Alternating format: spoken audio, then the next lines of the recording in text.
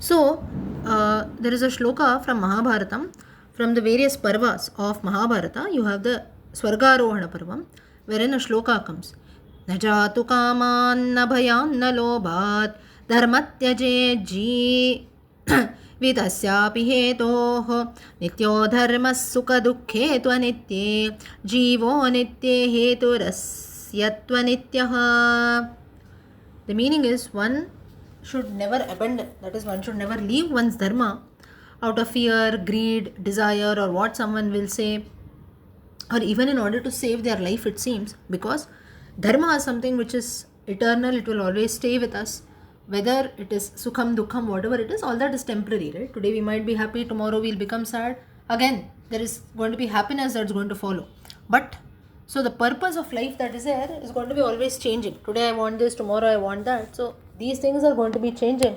But what remains is dharma. That's the reason our dharma also is called Sanatana Dharma. Sanatana Dharmam that is there is something which is eternal. Now what is the point of this and why we must say this is we follow our culture also or we follow our dharma. It's not again just spirituality is not dharma, or you can say the translation of dharma itself, if you see, if you look at the literal English translation, it is righteousness, right? Righteousness of good behavior, that is there. Now all of us, if you see, you just think about your own self, how many of us when we say good, now there is no one who can say that I have never done anything bad, anything wrong, anything evil.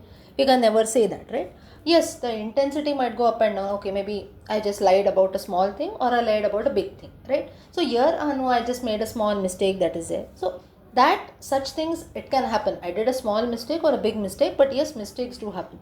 So the point is, whenever we talk about dharma, to be totally good is something where all of us need to reach, and that is very very difficult. You think about your own self. Maybe if today you take the example of today, right from morning till now, you think about the various things that you did. Was each and everything that we did perfect? Were there some hurdles that came in? Did I commit some mistakes knowingly or unknowingly? If you think very deeply, we will definitely find out, right? So what we do is, okay, tomorrow at least I should not do this, right?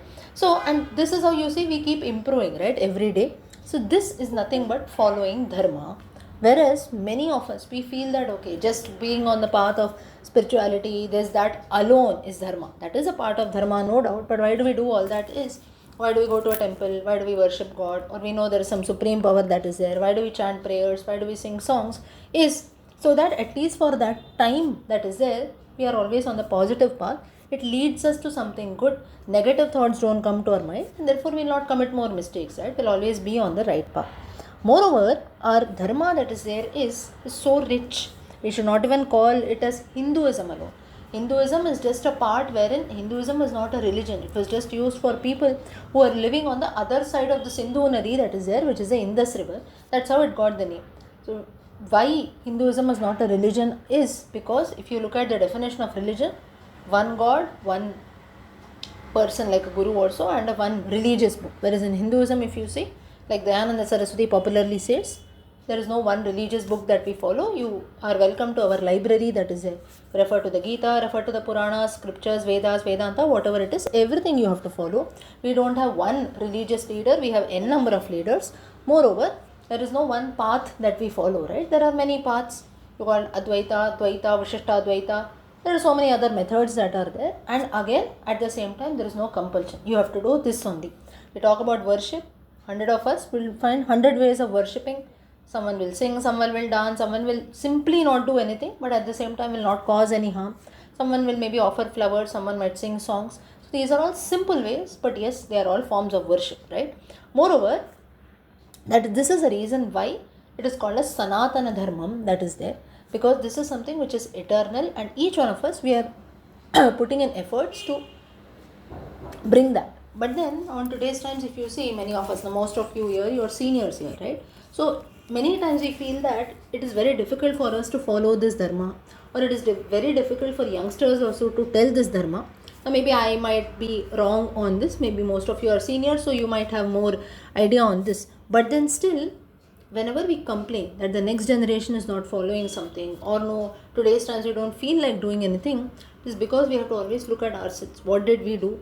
It's just that we forgot something to share. That is, whenever our own child, or maybe it might be some member also, they ask us some questions also, or maybe you never did that, so they also feel like not doing it, right? But we must remember one thing, maybe if the child today is not doing, 10 years later, 20 years later, whenever the need comes in, it will definitely remember saying that yes, 10 years back my parents did so, 10 years back my grandparents did so, today I should do that. So whatever efforts that we put in, that will always come in, right? So a very simple example, that is, there are so many other festivals, right, that we celebrate. It can be even other festivals that most of us, we celebrate so many days that are there, or maybe like Halloween, this, that, so many things that we do, right? But then we ask our own generation that is there, you know something about our own festivals? It's like, no, I don't know anything. There is something my mother does at home, but I'm not exactly interested in what she does. I don't understand what she's doing. When we get this answer, the child is not to be blamed. But at the same time, then what can I do here? This is a question that comes in, right? The child is not listening, he's not interested, maybe around him the atmosphere is like that, this and that. You don't have to worry about anything. You keep doing the same thing that is there. As you are following the rituals also, you can keep doing. But at the same time, you can maybe tell the significance of that to the child in a good way. Child is not interested in that, you just leave that. But maybe in small activities also you can involve. Like say for example, it is Navaratri or so, every day you might be preparing some Nevidyam that is there. You can involve the child maybe in that. I'm talking about small children, even youngsters also for that matter. Or maybe you go and get something from the market also. Okay, today this Nevidyam has to be made, you please get something. The child will definitely do this, right? Now what will happen, what impact it is going to take place is, like I told you, down the lane it will be, oh, when the same thing happens many years later, we'll say, oh, my mother used to tell me to get this, it was Navratri festival, then some Nevidyam had to be offered. So the point is, these are all small steps which we can take, but many times it happens that we ourselves do not do this, right? Maybe as youngsters, or let's not only talk about youngsters and children, even we as elders also, many times we don't end up doing this. Say for example, simple, the Gita shlokas also. No, today why I should do it, leave, it's okay, right? One shloka every day we can chant, one chapter every day you can chant. Like most of us, we are doing this Narayaniam part that is there, right? Now say for example, every day we meet. Now, God say, you see, somehow at night, in my case, you see, it gets late for me, I cannot make it, but still okay. At least from 10 to 10:15, I know it is very late for most of you, but still, somehow we try to adjust and we make it, right? So these 15 minutes that are there is something wherein we can definitely put in efforts. Okay, it is okay, I might come at 9:45, I might come at 9:50, or maybe for most of you also it might be just the thing, immediately you come and you have to sit, that's fine, right? 15 minutes we can all definitely give in. But if this also, if we let go, these are all small steps which we can definitely do. Or maybe chanting the nama, that is a nama chanting that we do, hardly 10 minutes. So if you just look throughout the day, okay, 10 minutes here, 15 minutes there, 5 minutes, it will not take more than half an hour also that we spend. But out of 24 hours, if half an hour also we cannot spend protecting our dharma, and then we complain that no, the next generation is not taking it up, they are asking questions, I ask some questions to my parents, grandparents, they shut my mouth. You cannot expect the same, right? They shut my mouth, it's okay, they didn't do that. So you had that feeling, right? Oh, I asked them something, I did not get an answer. Why should my child face the same thing? Okay, I don't know the answer of something, we can definitely ask people around us. Why do you light a lamp every day? Why do you put column outside your houses? Very simple thing for this. In those times, you see, why the column needs to be put, why the rangoli needs to be put. There are small insects also that come in and have that, ants come in and take that. Why a lamp is lit every day in the morning and evening, it's a sign of positivity, right? You sit in a dark room also with your lights completely off every day, can you sit there? After some time you see the head starts spinning, right? Or there is something which makes you dull. A simple example for this, that's the reason in those times it seems that, and for the Lord also, the lamp used to be lit so that there is some positivity that is there. Today what most of us do is we used to light agarbattis, camphor and so on, right? There are questions that come in, why such things are being lit. Today the same thing, we get those fragrant candles that are there, we light them, right? You go to the market, you buy them. Same thing we do with agarbattis, camphor also. But it's just that these things that were there, they were associated with religion. You use them, okay, for doing puja also you use it. Why so? Because people had this mentality of making us God-fearing. Oh, when we do it for the sake of puja, religion also, you see many times people who don't believe also end up doing, right? Oh, this is for temple purpose, this is for puja purpose. So just to bring that fear, let's not say even fear, or maybe that devotion also you can call it, whatever you call it, just to bring that, people used to mix that. But today we wear the same thing, right? or the various, you can say, in our hands also sometimes we get those, what do you call, I'll not say this, maybe those, what it is called, like, I don't know in English what we call them, like a kada kind of a thing. You see, many times some people have this habit of wearing that copper kada and things like that, right? Why that is actually, or even from the copper vessel, many times would drink water also, right? That is because of the energy that is there in the different doshas, and energy in our body is maintained. But today the same thing, if you see, you go to some astrologer also, he will give you a bracelet of crystals that we end up wearing, right? Or maybe applying the tilaka also. It is again to you can say cool down the energy, especially the Agnya Chakram that is there. You see, the part between our eyebrows is something, it is a powerhouse of energy. Even today also, you keep your finger in between your eyebrows and try to focus, your head starts paining after a while, because that's a storehouse of energy. When we say focus at something, you see, most of us will scrunch our eyebrows and see, right? Why? Because that is a powerhouse of energy that is there. So that's the reason why tilaka, like a chandanam, kumkuma, vibhuti used to be applied there and so on.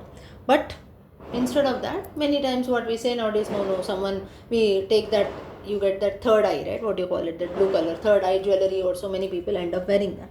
So you see, it's not that we have stopped believing, it's just that there are some Western trends also that come in, and then someone will come and mock us for our rituals, and then someone will say, no, you do this, you do that also. But here it is not anyone to be blamed also, not even the outsiders who came to our desha and troubled, not to even other communities or religions. In fact, one thing which we must learn from other communities is they will never give up on their dharma that is there, they will never give up on their practices, right? You take up any dharma for that matter, and for this, take up any other community, take up any other religion for this matter, and we must appreciate them for that too. Let's be very open about it. But for people of Sanatanis who are there, Sanatana Dharma, when we follow, we have to go a little up and it's okay. Just because there is no compulsion doesn't mean that you give up on that, right? Whereas you take up someone from the other community, at that time, if they have to offer their prayers, or if they have to follow a fast that day, they do that, right? Let it be a small child, or let it be someone, an elderly person also. Whereas for us, we have already so many options that are there. In that also, we find excuses to somehow avoid. So this is how you see our dharma keeps falling down and down. We must not do this. Instead, what we can do is simple things, right? So why all this is happening is because we give up on our own roots. Let us not blame others for this. At the same time, let us not even blame the next generation. Let us not blame the world around. The least that we can do here is whatever little we can, like the very own example of the satsangam that we meet every day for 15-20 minutes, like this, it is simple chanting that you do, or at the same time, not only these chanting namas that is there, maybe our own dharma we must know. How many of us today know about our scripture, our culture that is there? So many rituals, so many books, so many stories. Little every day, definitely we can take up time to do all this. By taking such steps that are there, our dharma that is there will always become strong. And be rest assured that even the next generation that comes in will also take up interest. Just because you don't show, you don't feel that they are not showing interest, you feel that they are not showing interest, doesn't mean that they give up. Today, if they don't show, you can keep continuing putting in efforts. You can involve, right? Okay, you are chanting a chapter of the Gita, you have your grandson with you, or maybe your child with you. You can say, okay, one shloka you also chant. You see how I am chanting, you also try one. Child will definitely do it, right? But most of it happens is we don't put in efforts from our side only. It's okay, he doesn't sit with me. You at least try, it will definitely happen.